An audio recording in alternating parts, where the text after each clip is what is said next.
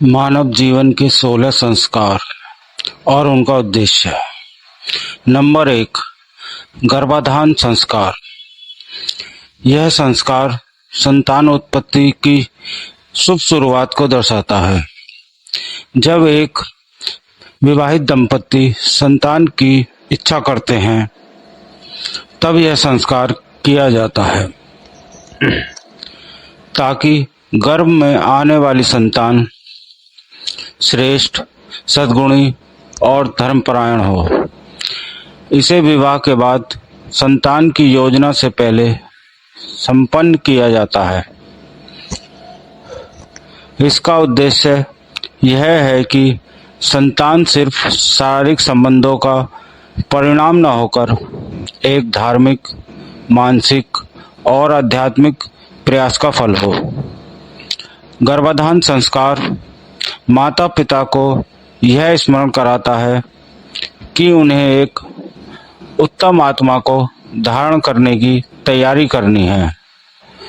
Number 2, पुंसवन संस्कार। यह संस्कार गर्भधारण के तीसरे महीने में किया जाता है। जब यह निश्चित हो जाता है कि गर्भ ठहर चुका है। इसका उद्देश्य यह है कि गर्भस्थ शिशु स्वस्थ और बुद्धिमान हो तथा उसमें उत्तम गुणों का विकास हो। कुछ ग्रंथों में यह भी उल्लेख है कि इस प्रकार से संतान में पुरुष तत्व या वीर्यवान गुणों की प्राप्ति की प्रार्थना की जाती है। हालांकि यह संस्कार लिंग निर्धारण के लिए नहीं है। यह एक मानसिक और धार्मिक प्रार्थना प्रतिक्रिया है जिसमें गर्भस्थ शिशु के भावनात्मक और आध्यात्मिक विकास की कामना की जाती है। नंबर 3, सीमंतोन्नयन संस्कार। गर्भवती स्त्री के मानसिक स्वास्थ्य और सुख की कामना के लिए यह संस्कार गर्भ के 7वें महीने में किया जाता है। इसे आज के समय में गोद भराई जैसा माना जाता है।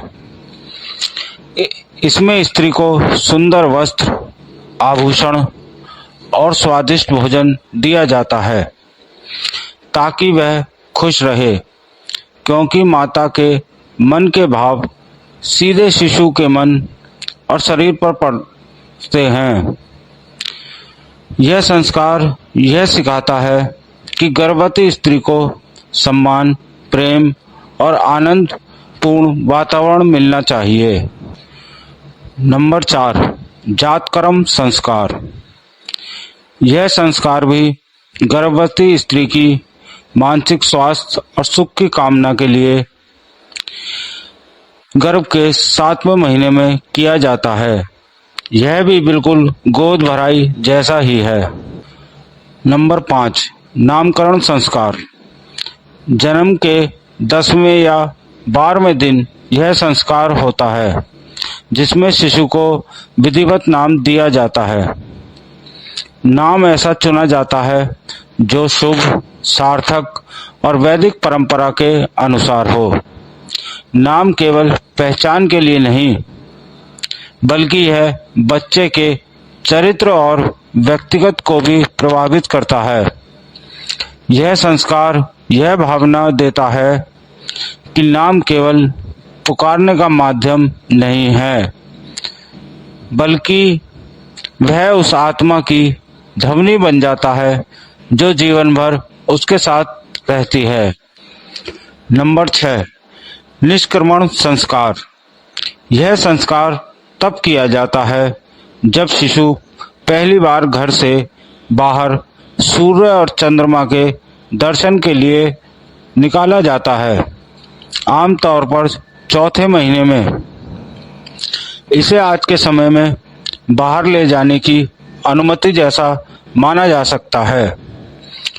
इसका उद्देश्य शिशु को प्रकृति यानी सूर्य, चंद्र और विश्व के संपर्क में लाना होता है।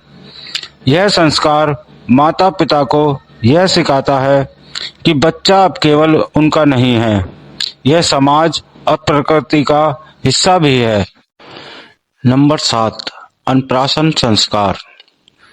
जब शिशु के दांत निकलने लगते हैं तब उसे पहली बार अन्न, चावल या खीर दिया जाता है।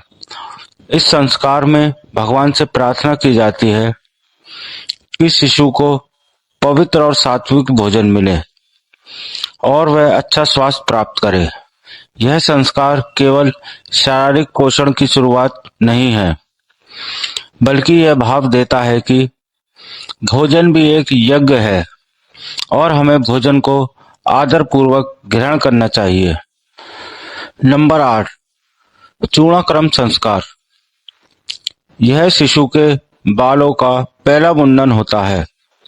आमतौर पर पहले या तीसरे वर्ष में यह होता है।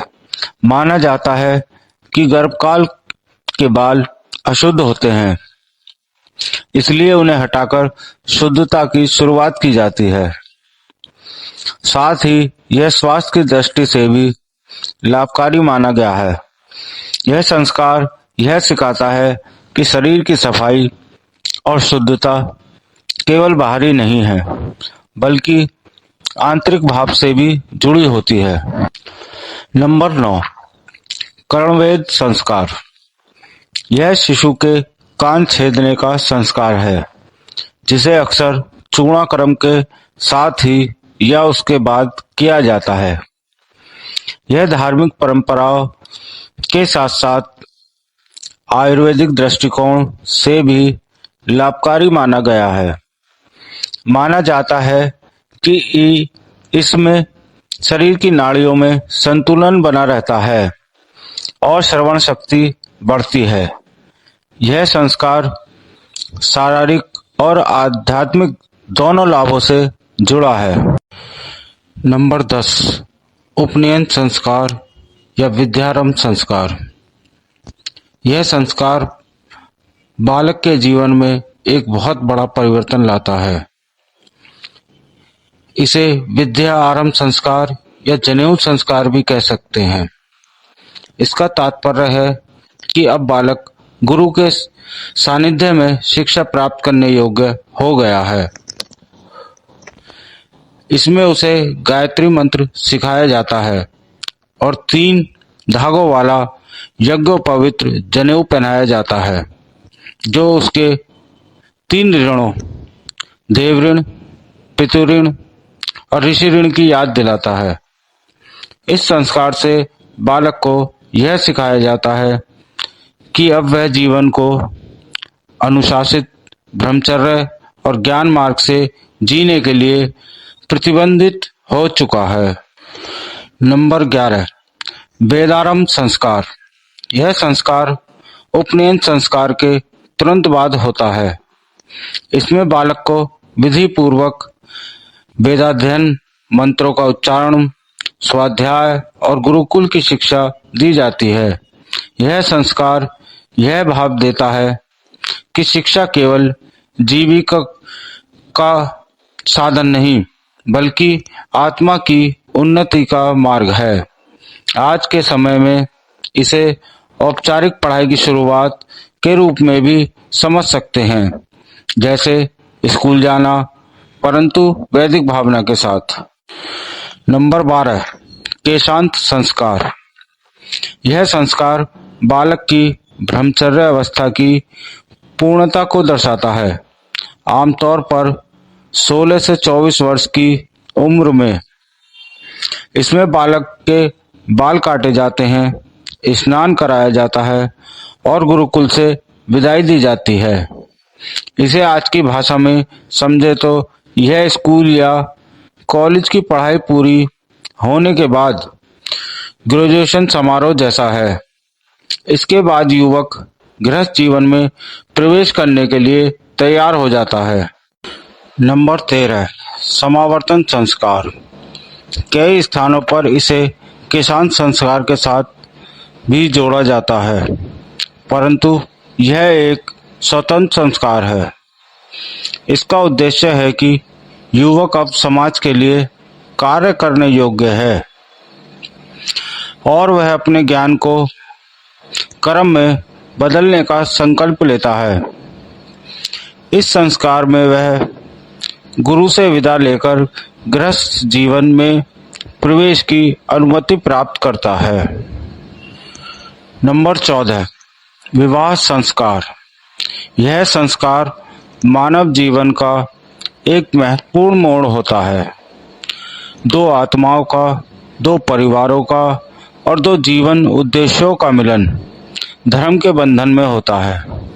विवाह केवल शारीरिक या भावनात्मक संबंध नहीं है, यह सहधर्मचारिणी के रूप में जीवन संगनी को साथ लेकर जीवन धर्म निभाने की प्रतिज्ञा है। 7 फेरे, 7 वचन, अग्निसाक्षी और देवताओं की उपस्थिति, ये सब विवाह को केवल सामाजिक नहीं बल्कि आध्यात्मिक स्तर पर एक पवित्र अनुबंध बनाते हैं। वानप्रस्थ आश्रम का आरंभ। यह कोई विधिवत संस्कार नहीं है, परंतु वैदिक जीवन व्यवस्था में वानप्रस्थ की मान्यता है।